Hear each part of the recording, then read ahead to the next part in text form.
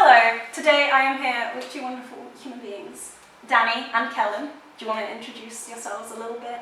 I'm Danni, I'm 21, I am agender, I use they them pronouns. I'm Kellyn, I'm 19, I use she her pronouns, and I'm unemployed. Anyway, today I'm going to be talking about asexuality a little bit more, because both of these guys identify on the asexual spectrum as well, but in a slightly different way to me. So I am asexual, aromantic, and sex repulsed, and I am grey ace, I am demiromantic and pan all throughout, and I'm fairly positive / indifferent. And I'm asexual, aromantic, and sort of indifferent, slightly sex repulsed, but yeah.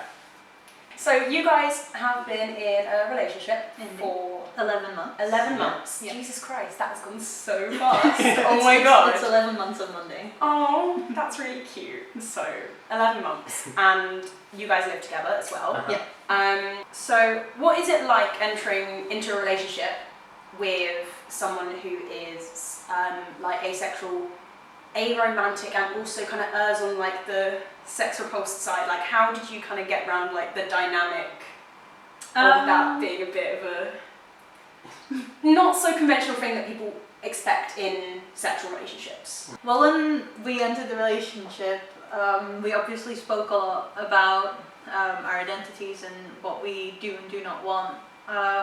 Especially because you were very unsure at first if you wanted to call it a relationship, and how people would perceive you being aroace but in a relationship and all that.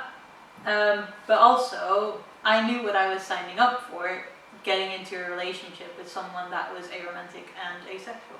I was talking to you guys like the other day about this, and we were having a conversation about it, but you said that dysphoria obviously comes into play a lot in terms of like when you're having sex and whatever. And obviously with like Kellyn being like sex repulsed at times as well, how do you find that kind of works for you guys? I'm not really sure how I'm saying this. Also, I'm slouching so bad, Jesus Christ. How does that like work for you guys? So I know you were saying that you kind of like have like a safe word, like if one of you's not comfortable with something, Yeah. the other is like totally like kind of open, okay with saying that's okay if you don't want to do this at all, or just a day, or like whatever. Well, we have, like you said, it's kind of a safe word, but we use it for like all life, not just sex. And it's a very straightforward no consent. Because sometimes, sometimes when you're doing things, and you would go stop or no, and you'd mean it jokingly, but as soon as I say no consent, it's over and done. We stop immediately what we're doing. And then we usually just talk about it and just see what was the issue. Yeah. Well, not necessarily the issue, but like how you feel and if there's a way to rectify it. So like say if there's dysphoria during sex, like what do you want to do? Do you want to like shower, or do you just want to hug, or do you want to, you know, just leave it, and what's the next step forward to make sure you're more comfortable? Yeah. But how like often do you guys kind of like do anything like sexual? You're both on the A spectrum in like different areas, but obviously being asexual means you don't experience attraction, but that has no relevance to sex drive or like sexual arousal or anything like that. So how do you kind of, I don't know. My questions are a mess. It's usually Kellyn's initiative. Because for me, as kind of like the more sex repulsed one, it's kind of you're always okay with it. As like a concept, not like wanting to do it, but like as like the concept of it, you're more okay with it than I am. So it's usually I will bring it up if necessary, and it's always more I'm doing it for you rather than I'm doing it for myself, because I don't need it in a relationship as much as necessarily you do. So like, I don't know, maybe once a month or twice, depending on. I would say that's fair. Because I've been saying since a long time ago, like it doesn't really matter for me, because I'm not repulsed or anything. I'm not that negative towards it, and you are sometimes. Yes. So if we do anything, it's always on your initiative. Always. I will never like bring it up to her because I don't want to make her uncomfortable at this point. And if she brings it up to me, it won't make me uncomfortable. So that's and kind also, of the thing we have. if you don't want to do it, I'm like, okay, chill, because I'm never really in the mood for it per se. So. Now I know that a lot of other ace people specifically kind of like sex indifferent people kind of worry that like they won't be like satisfying their partner, or they won't be very good if like they enter into like a sexual relationship. Obviously I don't have anything to add on this topic myself, having zero experience. But what would you kind of say to someone who's like really worrying about entering into a relationship and worrying about what their partner will think, if their partner has kind of like more experience, or it's a kind of, I don't know, like a first time? Or... Communicate. But also, it doesn't matter. It really doesn't matter. If your partner can't be happy with you for who you are and the experience that you do or do not have, they don't deserve you. Exactly. But like, it's just, as we said at the beginning, like right at the beginning of our relationship, we talked a lot about like what sort of like how we felt about certain aspects. I was worried about the whole concept of going into a relationship and like, but you're this, and I don't want to sort of like be disappointed and not be able to like give you that because like so and so. So it's just about both talking and communicating. And in terms of like masturbation, again personally I don't masturbate or anything, just don't feel the need to, don't really get it, whatever. Where do you guys kind of stand on that? I'm pretty much on your side. I don't care for it all that much, don't really do it. I just find it hard to enjoy. I find having sex more enjoyable.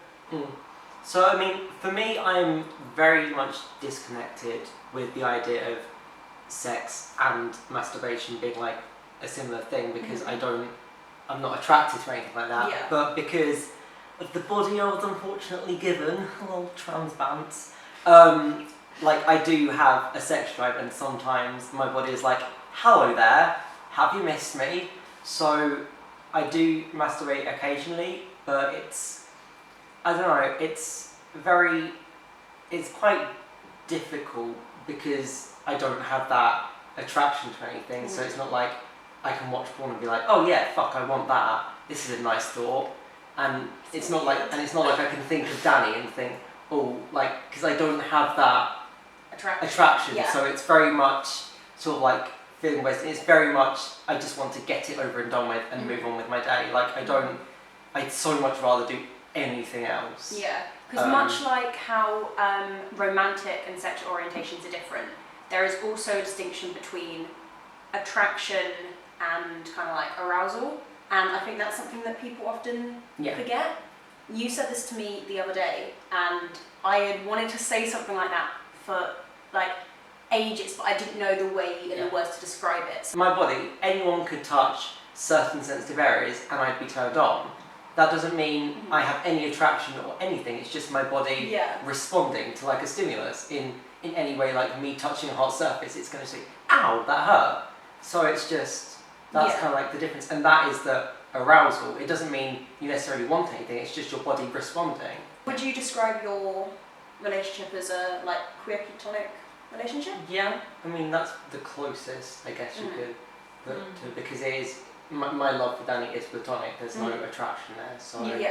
Meanwhile, I am romantically attracted to you, but I'm also aware of the fact that you're not attracted to me, and I'm okay with that, because that's the thing that we discussed a lot, and I know what I... It's still something that I do bring up, like I worry. Do you ever feel like it's like unrequited? Because that's quite a strong word. Like unrequited is like loving someone who doesn't love you back. So like the concept of unrequited love in like songs is always a really like heavy theme. Obviously, I feel like it's a much stronger word than is kind of the dynamic in your relationship. It's not like she's never going to love me back. But it's not. I think it's a really interesting thing because I think often a lot of people would worry about like if they started to have a crush or any attraction to someone who identifies on the ACE or ARO spectrums, they might worry or might feel like it's a whole unrequited thing, like it's never going to happen, when that's not necessarily the case. Or do you ever feel like it kind of is? That was definitely you before we got into the relationship, maybe. Yeah, before we got into the relationship, I definitely thought that it was not going to be anything ever. But there's different types of love, and just because the types of love that you feel for each other aren't the same doesn't mean that it can't work. Yeah. I mean, because like, before we got into the relationship, I was like worrying and like saying to my friend like, I think they've got a crush on me, what the fuck do I do? And I just kept casually, not so casually bringing up, I'm ARAs, by the way. But like, I didn't want to necessarily like hurt you or break your heart or lead you on or anything. I wanted to make like, because I'd even clarified to you that I was okay like with hugging, kissing, cuddling, but I wanted to make sure that you knew. I think that's the most interesting and most important bit about queer platonic relationships, especially on the ACE spectrum, because everybody has different boundaries and different experiences that they are and are not okay with. Like some people who are on the ACE spectrum have experienced like different sexual trauma in the past. Not to say that everybody has, or that if you have, you're asexual or anything like that, but I know a lot of people feel like that has severely impacted how they feel. And you don't have to have had that to be asexual. Exactly.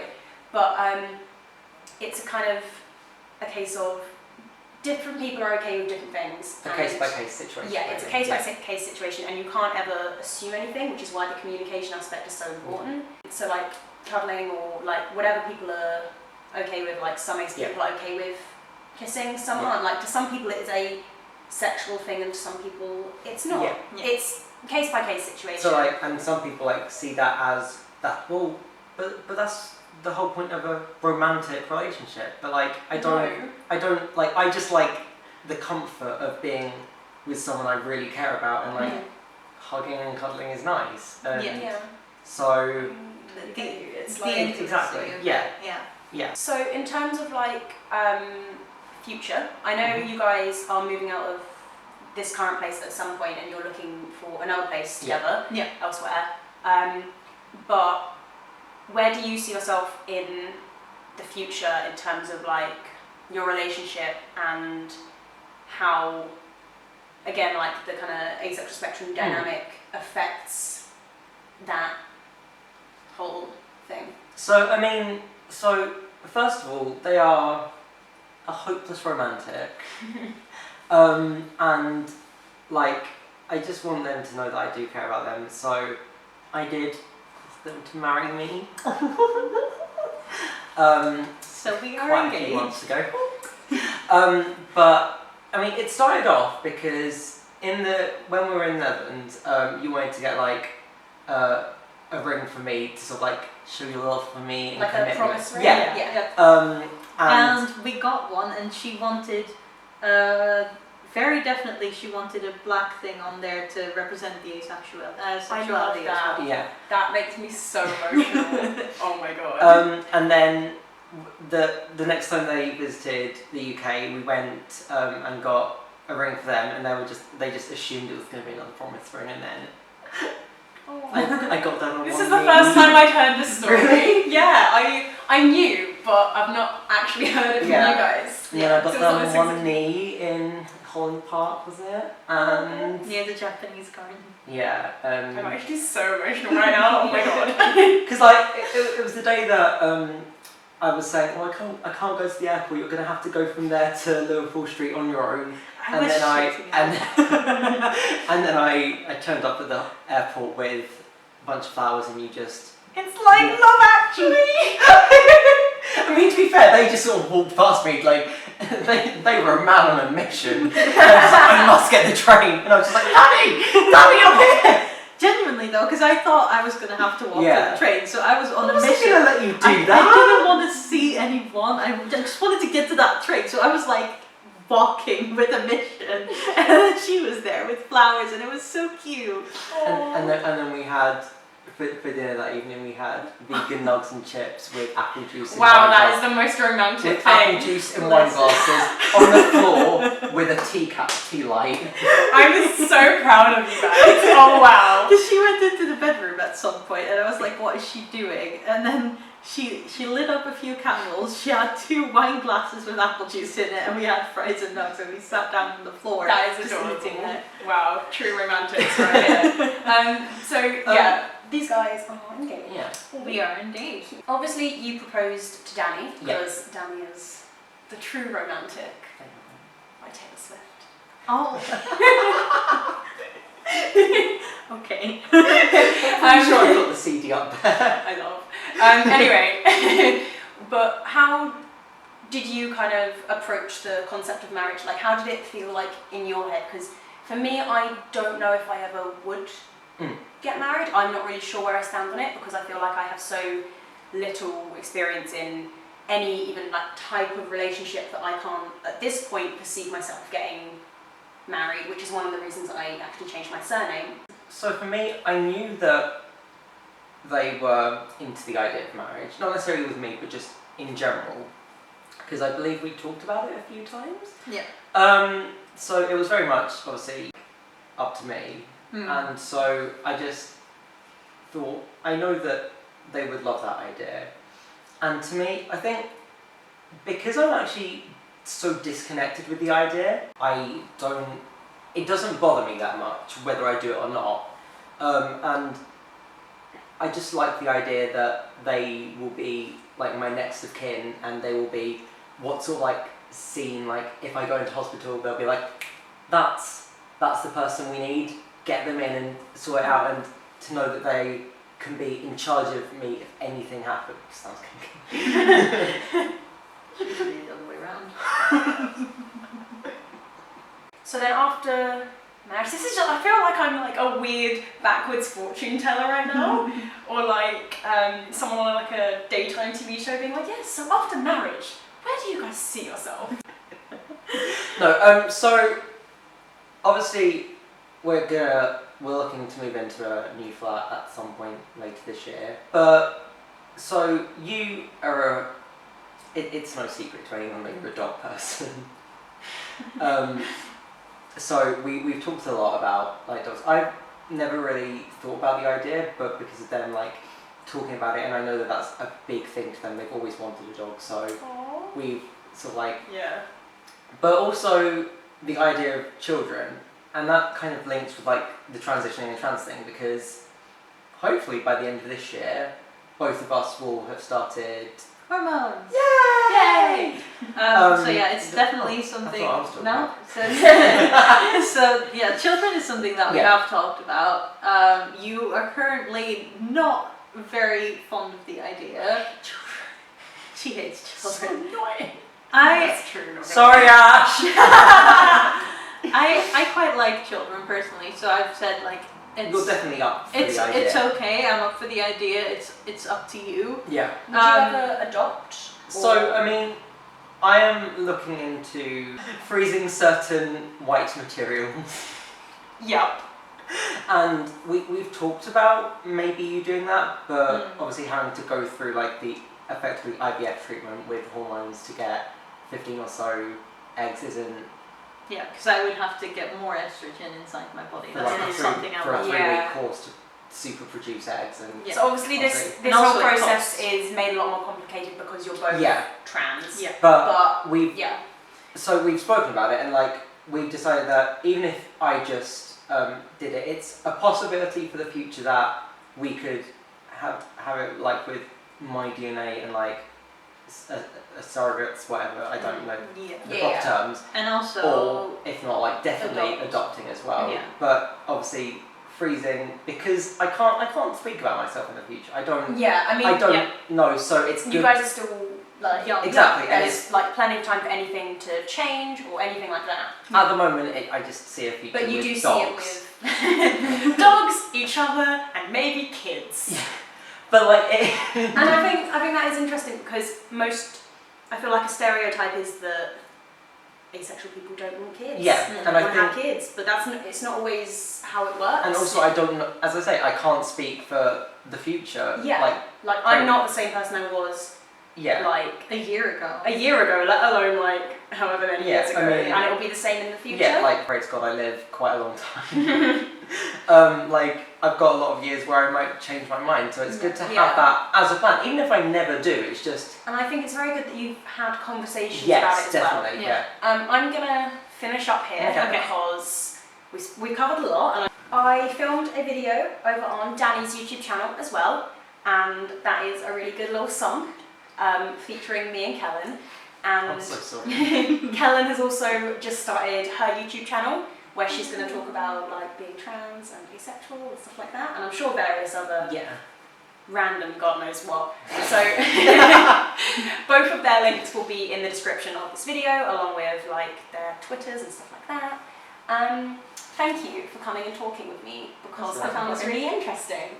And I'm sure other people would as well, because no one talks about this stuff enough. And I'm glad you guys talked about it. It's an important Yes. conversation and topic to have, as I was saying. No, yeah, but definitely. And if you're feeling worried about your sexuality and shit, don't be. Everything's valid. You do you, bitches. And you'll work it out in the end. Yes. Just keep being swag and you. Just ruined this entire video. Anyway, yes. Yeah, thanks. Thank you very much for watching. Bye! See you soon. Bye. That was